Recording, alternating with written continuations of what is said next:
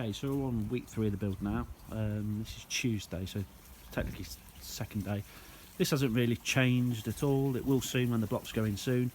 But what we're just doing at the moment, if you can see it, I'm not sure if you can, we're actually just pouring water, pumping water out from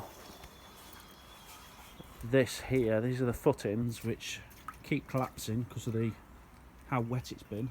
You might not be able to see it due to the light, but anyway, that was quite a lot fuller than that. It's just still pumping now out of this pump, so I've just switched that on just to get rid of it. This was also quite full, just swept all that out into there and it will pump it back up. Tomorrow the concrete gets poured, so yeah, can't wait for that. Other than that, it's just a lot of mess still, and hopefully we'll have something more positive to update soon. Okay, so this is the end of week 3. We have the delivery of bricks, insulation, sand, gravel, etc. Blocks, blue bricks over there. This pile of mud is the final bit, final big bit of mud that needs to go. Skip will hopefully get moved soon.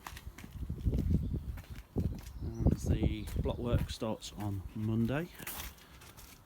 And here is the foundations. Now there is some water in there, but foundations are solid and good.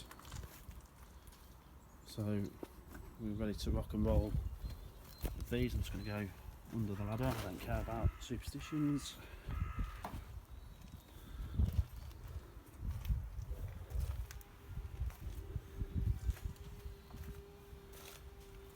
So yeah, it's all solid now.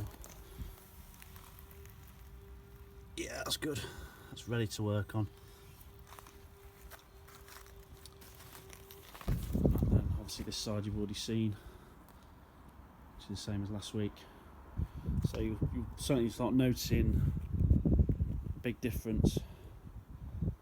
These things are going to get cut off though, just to help the sides. Yeah,